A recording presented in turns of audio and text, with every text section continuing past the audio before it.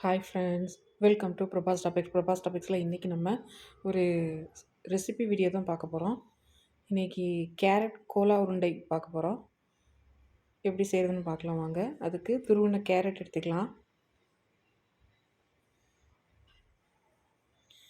ஒரு வெங்காயம், பெரிய வெங்காயம் எடுத்துருக்குறேன், கடலை மாவு ஒரு கப்பு, அரிசி மாவு ஒரு கால் இது எடுத்துருக்கிறேன்.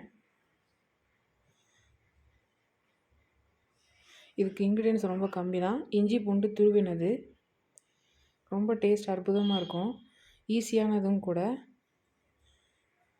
மிளகாய் பொடி, இது காஷ்மீரி மிளகாய் பொடி தான் எடுத்துருக்கிறேன். உப்பு தேவையான அளவு,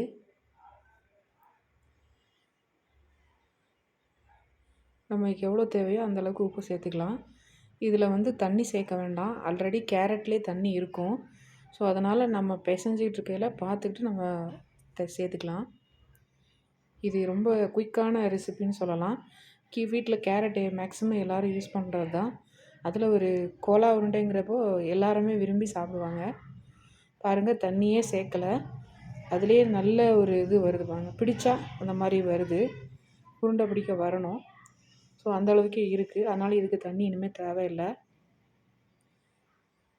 இதே மாதிரி நம்ம எல்லாத்தையுமே உருண்டைகளாக எடுத்து வச்சுக்கலாம். ரொம்ப ஈஸி.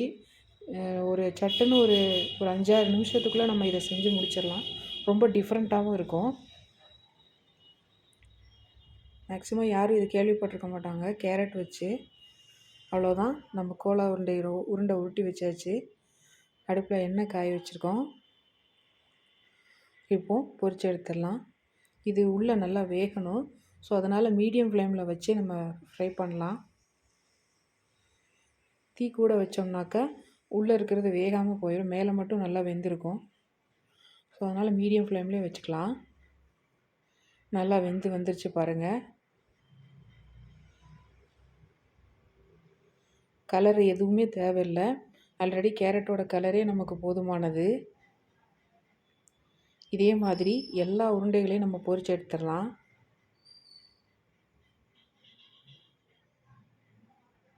சிம்பிள் அண்டு ஈஸியான ஒரு ரெசிபின்னு சொல்லலாம்.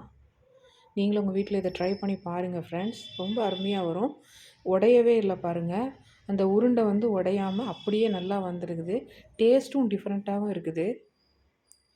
அவ்வளோதான், நம்மளுடைய கேரட் கோலா உருண்டை ரெடி ஆயிடுச்சு. சட்டுன்னு செய்யக்கூடிய ஒரு ரெசிபி.